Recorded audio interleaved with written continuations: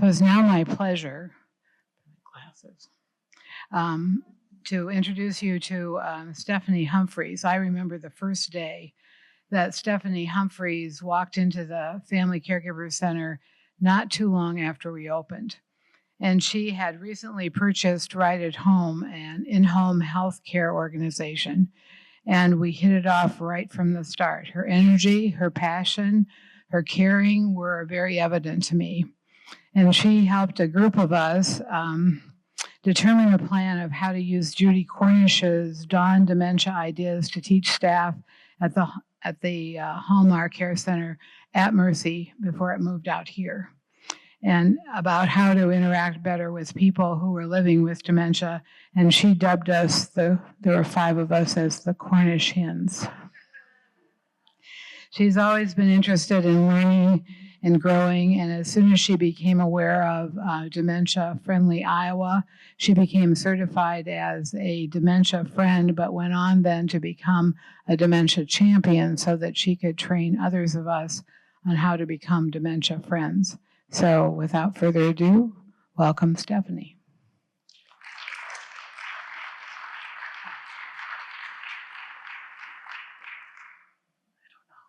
Good afternoon. Can you hear me? Yes. Okay. Well, this doesn't look like my remote at home. Where's Netflix? Anyway, thank you, Kathy. And I'm so excited to be here. We're almost done, right? So who's ready to become a dementia friend? You probably all are in some capacity, right? That's why you're here today. But yeah, I have gotten involved with Dementia Friends Iowa. It is an organization or an initiative that started, I think, in the UK, but it has become a global network. And we are fortunate in the state of Iowa to have Dementia Friends Iowa. And it's kind of twofold as far as educating individuals like ourselves, but also there's dementia-friendly initiatives to become a dementia-friendly company or business or organization or things like that. So employers or any of you out here in the audience, I really encourage, I'd say most of the presentations that I've done for Dementia Friend have been in the healthcare sphere.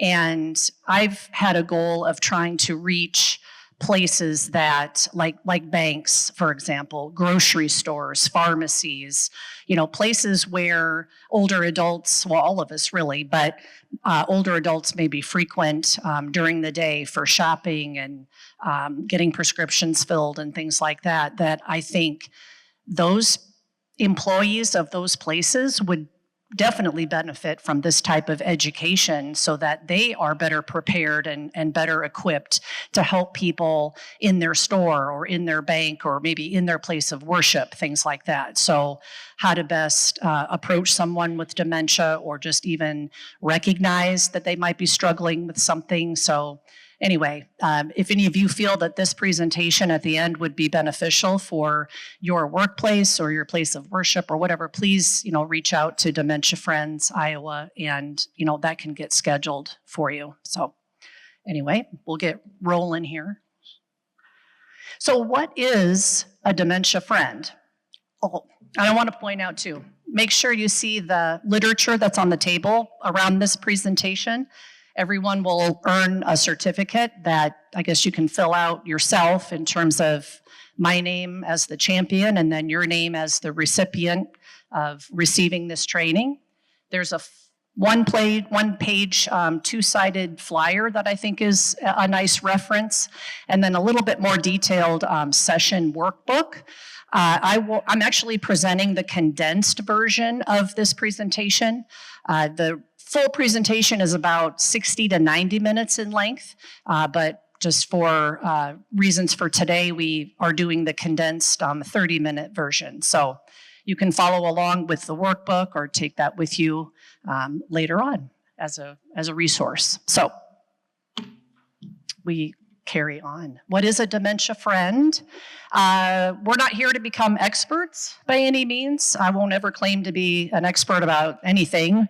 You can always learn, you can always remain curious, continue to find answers and explanations and things like that. But it's to raise awareness. I think as a nation, in our society, the last few years, and probably fueled by COVID and whatnot, I think there's been an overall increase in the awareness of mental health in general. I think there's been a number of celebrities that have come forward to expose and explain their challenges and struggles with some forms of dementia, or talking about the concussions in the NFL, for example, and how that can lead to maybe some dementia down the road and things like that. So it's a good sign that awareness is growing, acceptance is growing, and I think the Dementia Friends presentation is a great way to do that. So, okay, so audience participation, okay. When, I'd say generally speaking, when someone mentions dementia, or maybe they've received a diagnosis of dementia, what are some things that usually pop into people's minds in terms of words or images or thoughts? What do you think? Fear? Yes. What else? What do you think of most of the time, or what do most people maybe think of when you say dementia? Loss of memory. Mm-hmm. What else? Oh, come on, there's more. Okay, unable to live alone, care for yourself, right? Some loss. Right? Yeah. Can't drive. That someone's not all there. That person's going to have no quality of life. That it only affects the elderly or older adults. I'm kind of trying to get away from saying elderly, but to use older adults, I think it sounds a little more positive. That person is clueless or will become clueless. And all those other lovely words, mindless, useless, senile, all really negative words and terminology. You know, it's kind of sad. And it's around that, I guess, persona, stereotype maybe, that it was so uplifting to go through the Dawn training, the Dawn method with Judy Cornish. And if anybody hasn't heard of that, I encourage you to look it up and read her literature and things. It really changed my mindset as far as how to approach people with dementia, how to even reframe your thinking around dementia. And what we want to try to do with awareness and education and empowerment, first with ourselves, and then we want to obviously pass that on to family members, neighbors, community members, just over time, changing our mindset that dementia is, not the dire death sentence image, that I think we've had for decades probably. Okay, so again, we're not here to be experts, but we do want to point out that dementia is really an umbrella term. So I think dementia, and in particular Alzheimer's disease, maybe tends to get used interchangeably with each other. And Alzheimer's is a type of dementia. Okay, there's different types. And so you can see with the schematic that 60 to about 85% of dementias that are diagnosed are of the Alzheimer's variety or type. But there are other types: Lewy body dementia, the frontotemporal dementia, vascular dementias, and even a few more than that. So I also like to point out that sometimes there could be medical reasons that someone would demonstrate some cognitive change or cognitive decline. Could be related to medication interactions, dehydration, urinary, sometimes some urinary infections, things like that. So we want to be able to rule out any sort of medical reason as to why someone would be experiencing some cognitive change. But in ruling all of that out, then there could be some necessity for other screening to indicate some cognitive change. So.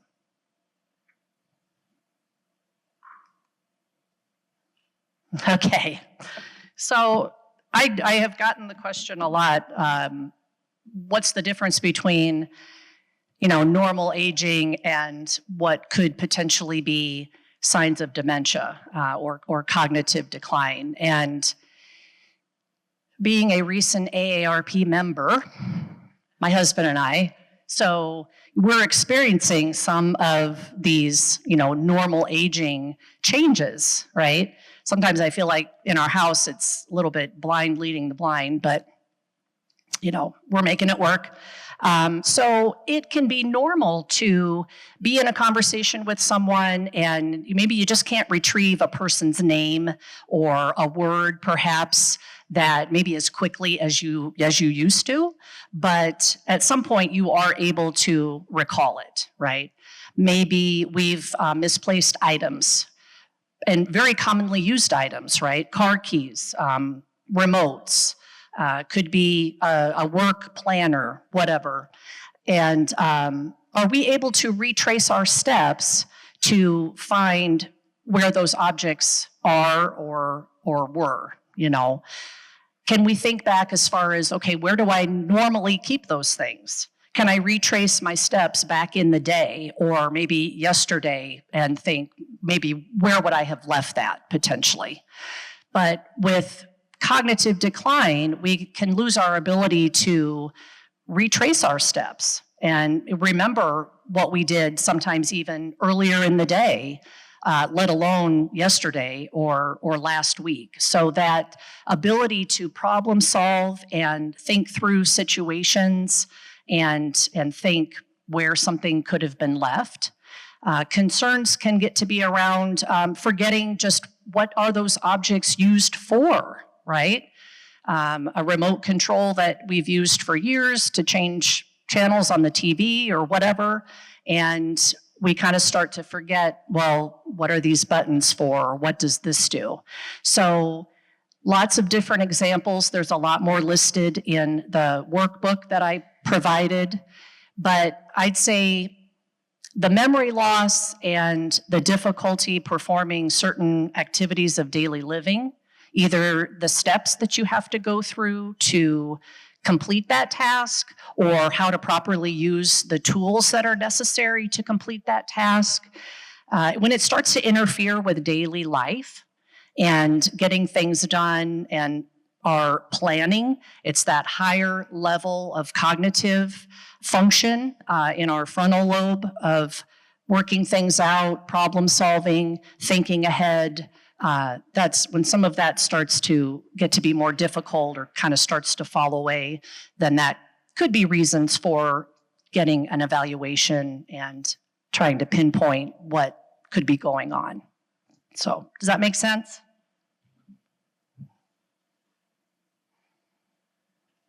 Okay, it's quiz time. So if we try to match the beginning of the sentence on the left with the end of the sentence on the right. So dementia is not, what do we think? It's not a normal part of aging, exactly. There's a disease process going on in the brain that is causing someone to have the memory loss or needing the consistent affirmation of, what's going to happen next, or who's this, or what are we doing, or repeating questions or stories or statements, right? It's not the person. Having to educate families about that and making that separation for family members that get really frustrated with, mom's asking me multiple times a day, or why does she not remember that I came and got groceries with her yesterday or this morning, but she can recall something from, 30, 50 years ago. So it's, again, educating about the disease itself and what it's doing in the brain, and there'll be a picture later that can really show that. But it's, as a caregiver to someone with dementia, they have such power in creating an experience, a good experience, a positive experience for the person that they're taking care of. And that is really awesome. Anyway, I digress a lot. So dementia is caused by, what do you think? Yes, diseases of the brain. Dementia is not just right. That is kind of how it can present initially, but if that's the area of the brain that is getting affected first. But as it progresses, it is going to start to affect other areas of the brain. So there's going to be some pretty characteristic visual changes, some hearing changes, their depth perception changes. I mean, just the extent to how they perceive the world is so different than how it would be, for you and I that do not have dementia. So realizing that and knowing what they could be going through and adjusting, again, their environment and their experience to make it more discernible for them. That's the power we have as caregivers. It is possible to have right. And how is it possible for them to have a good quality of life?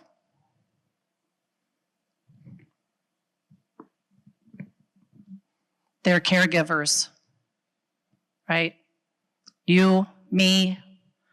Are you going to sit there and continue to argue with your mother that it's not 2024 or that their husband did not pass away 5 years ago, things like that?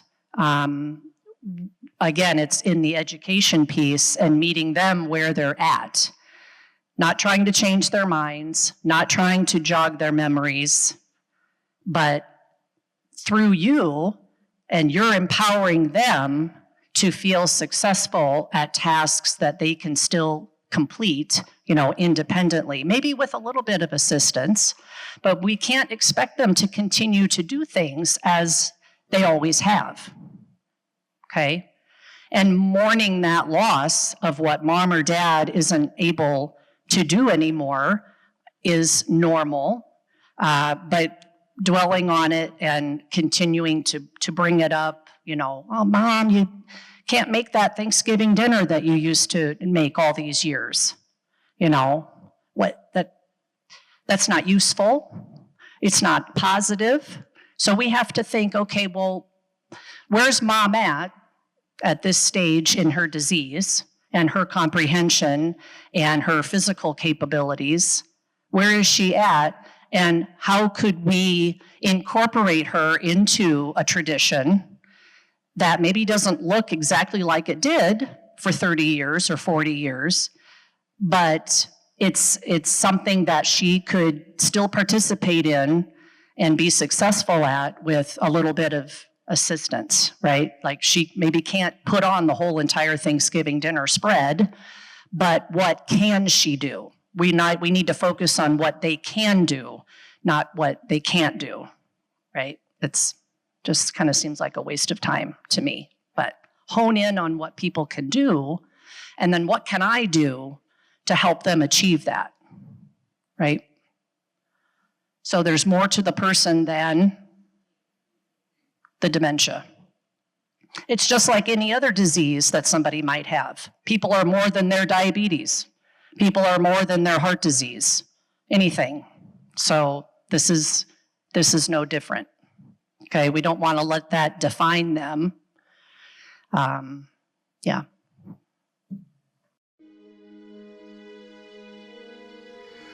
Dementia is caused by a disease that damages brain cells. This damage interferes with how brain cells communicate with each other. When brain cells cannot communicate, a person's thinking, behavior, and feelings can be affected. The brain has many different areas, and each one is responsible for different functions. For example, memory, judgment, and movement. When cells in an area of the brain are damaged, that area cannot function efficiently. Think of your brain as a set of bookcases. The books in one bookcase are memories, logic, procedures, and the knowledge you have acquired over a lifetime. Let's call this your logical brain. In the other bookcase, the books are your emotions and feelings. Love, happiness, sadness, anger, confidence, acceptance, rejection. Let's call this your emotional brain. In the early stages of dementia, the logical brain begins to lose some of the ability to remember things or people. The logical brain may no longer have the ability to remember names or dates or how to perform certain tasks. As dementia progresses, this part of the logical brain begins to stop functioning. At first, it may be complex thinking and procedures that become hard to complete. Skills like math, using language, completing procedural tasks start to fade. As the dementia progresses, more and more of these memories, knowledge, and ways of doing things continue to fade away. The logical brain becomes incapable of remembering or completing tasks. Also, the emotional brain begins to lose some of its ability to control emotions. In the later stages of dementia, the logical brain can no longer function. Memories are gone. The ability to complete even the smallest and simplest tasks are gone, and many of the emotions are gone. However, the emotional brain continues to have some functionality, and emotions become paramount in person-to-person interactions. In the latest stages of dementia, someone may not be able to remember your name or even have the ability to communicate, but often they will still have the ability to feel.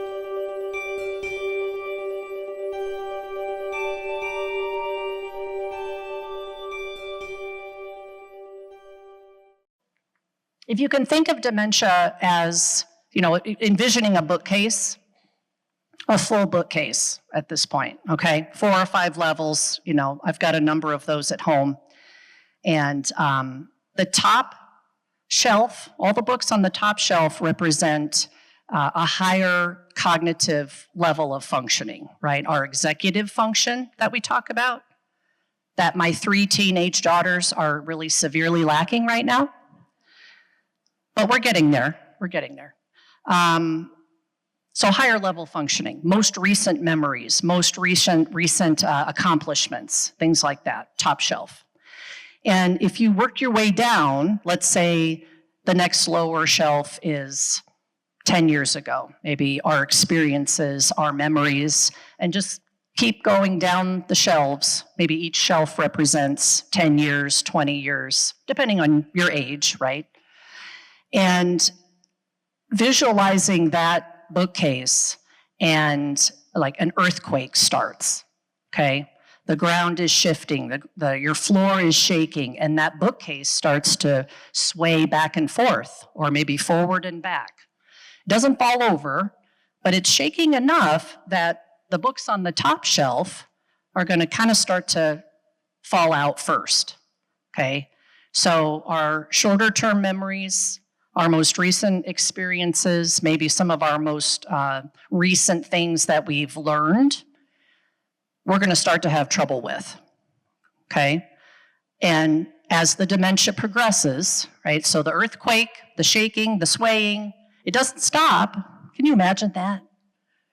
Like being out in California and in an earthquake that never stops, right? But that's kind of the analogy here, that it continues to progress, the disease.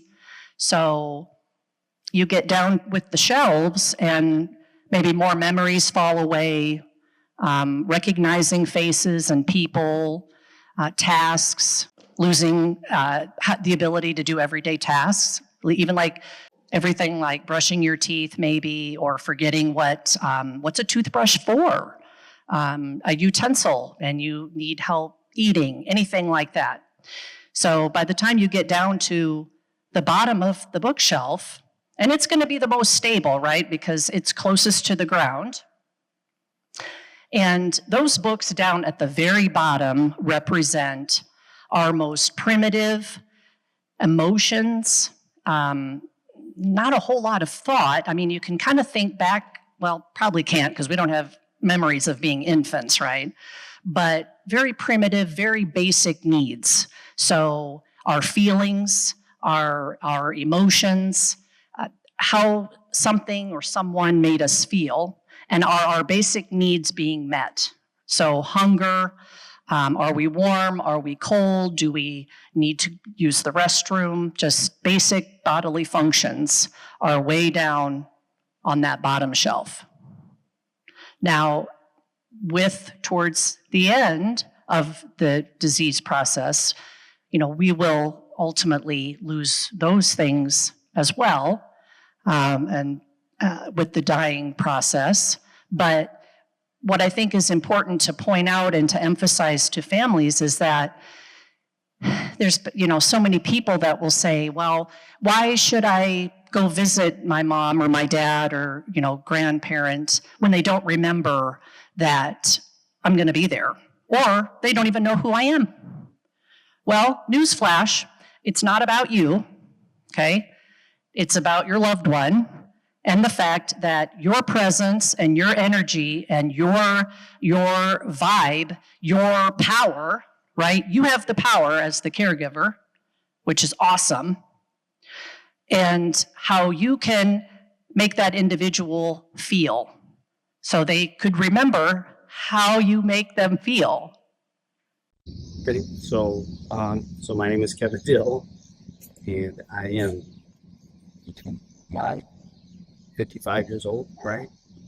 And I have dementia with Lewy bodies. Yeah.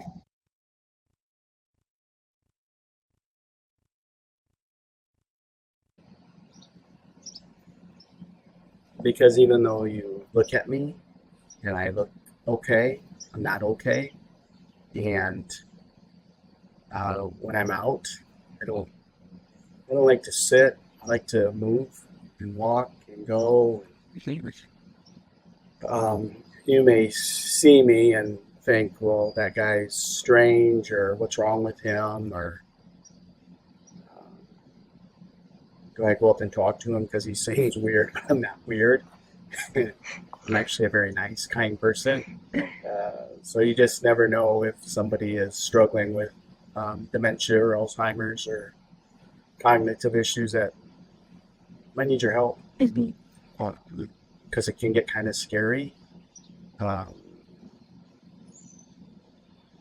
Things don't seem right. You seem lost. You don't recognize things. Sometimes, for me anyway, sometimes I can just start crying for no reason. And I know that can probably be weird to people see me standing there just crying and don't know why. So just doesn't just affect the elderly, since I'm in my 50s. You just never know.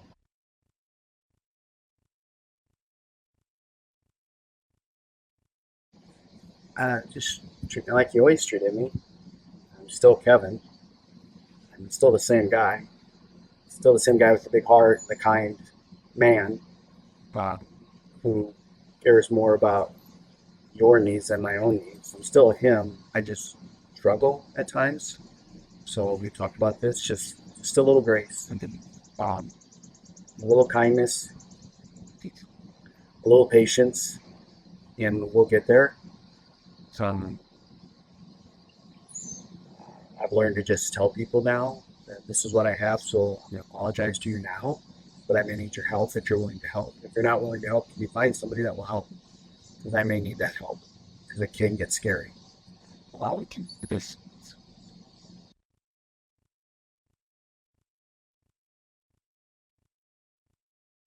It's difficult. There's too many people, too many choices. You really don't understand food anymore. I don't always get the concept anymore. So I don't know what I'm supposed to get or what I'm supposed to eat. I know it probably drives my family crazy because I ask and I have no idea what to say. It's hard. It's weird. I just don't understand food anymore. What I'm supposed to eat, what I'm not supposed to eat, when I'm supposed to eat. Why do I have to eat? What does it matter? So it's just too many people, too much lighting. It's confusing. There's too many things to pick. Um, so it's a frustrating process, and it's a scary process. And um, people aren't nice at the grocery store. They just want to get in and go, and they don't, not very thoughtful or kind. They're just pushing you around, getting what they want, and don't really care what's happening to you or that you're struggling. They're just, I don't like the grocery store. I hate the grocery store. It's a difficult process. How many people have heard of Kevin Dill? Yeah, I know Janice just told me they were able to show these videos last year, which is great. It's a nice reminder, I think. And he's been a huge advocate for people living with dementia, getting out and speaking. That video's, probably 5 or 6 years old now.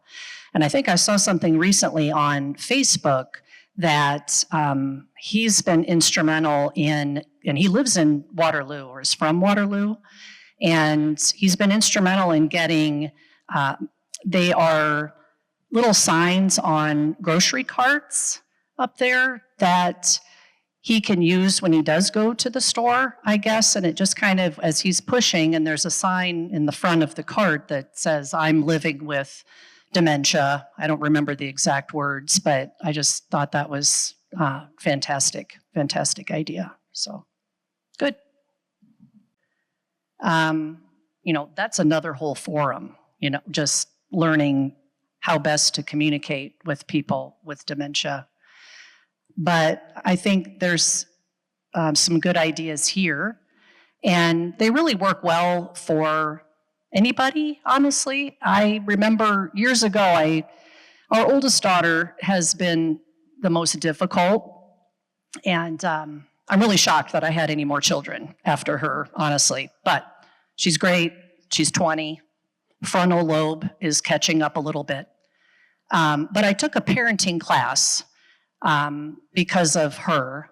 Again, it's being curious. It's asking yourself, okay, why is this happening? Or rather than trying to throw out blame or excuses or, oh, woe is me kind of a thing, it's just asking yourself, why is this happening? Or what's going on with this behavior? What role can I play in improving this situation? Because you can only control yourself, right? So I encourage people to just not waste your energy or your time, pointing fingers at someone or something else, and just always asking yourself, what can I do to improve this relationship or this situation? So hence, I took a parenting class, which was fantastic and really is useful for anybody that you're talking to, but I think there's a lot of parallels too with people interacting with people that are living with dementia. And you always, I think, want to talk in a positive, have a positive spin on it, and telling people what you would like them to do versus, what not to do.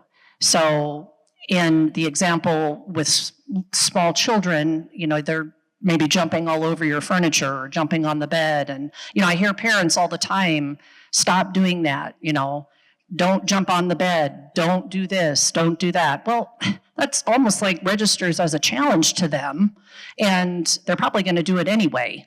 Now, not to say that turning your statement around is necessarily a guarantee, but I think it sounds better. It's more conducive to communication, and maybe you'll have a more positive tone as you're saying it, but, please sit down in that chair over there, right? And being mindful of how you're coming across and your facial expression and how much tension or stress that you're exemplifying to someone. Someone with dementia is definitely going to pick up on that energy, right? So again, just kind of checking yourself and knowing I'm the one that can control myself not them, and how you can positively change a situation. We always want to maintain dignity and respect, always. All older adults having an awareness of their feelings, right? And meeting them where they're at. Sometimes you have to play maybe charades a little bit. I mean, if we're at the point where someone isn't as verbal as they used to be, or they have difficulty forming sentences or remembering words and things like that, we have to exercise patience, calm, trying to answer questions for them or insert words into what they're saying may not be terribly helpful, right? It may make them feel inadequate, or that they're failing at communicating, or things like that. So we still want to give them an opportunity to express things as best they can. But reading their body language, reading their feelings, things like that. Again, connecting with them and not correcting them. And giving comfort, always. So, what else? I have 10 minutes. Okay, so do's and don'ts of conversation. I kind of talked about this already, but again, it's kind of making a statement, maybe not so many questions, because if they feel like they have difficulty answering questions or formulating an answer in their mind, maybe we need to get away from offering choices or asking questions. It's all going to just depend on what stage someone is at, right? So you need to go through the checkout now versus the checkout is right over here. Tone of voice is huge. Facial expression is huge. Do we have an open posture, or are we closed off and let's go check out now? Oh. And then you wonder why they get upset, and then you're upset, and then there's kind of a scene created. It's on you. It's on you. Come over, it's ready, versus please come over here, your shower's ready. Don't go there. That's exactly where they're going to go probably. Versus let's come over here, let's go here, making it a team effort so they're not feeling like they're on the spot or that they need or have to be doing something. Make it a joint effort. We're doing this. I'd like you to help me with this kind of a thing. And does it take some effort on our part? Yeah, it's a different way to communicate. It's a different way to talk. It's not, to me, that's just not instinctively what generally comes out of our mouths. So it's empowering yourself to think about it differently and approach it differently, and then exemplify that. So turning your understanding into action, I always like to have people think about, and it could be very simple. You add up a number of simple gestures and you collectively have a huge gesture, right? If we're all kind of working on the same page and have that mindset of being kind, if we maybe see someone out in public that maybe appears that like they're struggling maybe, or they maybe seem lost, or having trouble picking something out at the store. I don't know. You don't know. But thinking, how can I, insert myself into this equation and potentially help this person out in some way. So I already mentioned, here they come. I already mentioned maybe thinking about other venues or organizations that would benefit from this type of awareness and what we can do to really bolster the whole community to have more awareness about dementia and help people who are living with it and their families and their caregivers feel more comfortable coming forward and coming to a place like the Family Caregiver Center, right? So getting in touch with someone that has dementia Even changing our vernacular a little bit, living with dementia versus suffering from dementia. I cannot stand some of the commercials that are out now for dementia and mom is combative and stuff like that. Oh my goodness. I do feel like we're on an uphill battle sometimes with education and awareness and maybe how to better approach something and not necessarily throw a pill at something all the time, you know. But we need to stay the course and remember our mission and why we do this every single day. And supporting dementia-friendly efforts anyway in the community, encouraging friends to become dementia friends. It does take a village, as they say, and with just a little extra training, you can become a dementia champion like myself, and that just enables you to meet even more people and spread the message about dementia and that it doesn't have to be horrible. Here's some nice resources out in our area. Of course, Alzheimer's Association, the University of Iowa has some wonderful initiatives going around aging and dementia. And even just household emergency planning, those types of things. Look them up. Of course, our Heritage Area Agency, or it's NEI 3A up north. So milestones, lots of places that are good resources for folks. So Caregiver Center needs to be on there. Yeah. Anyway, thank you so much. Sorry for all the glitches, but we got it done.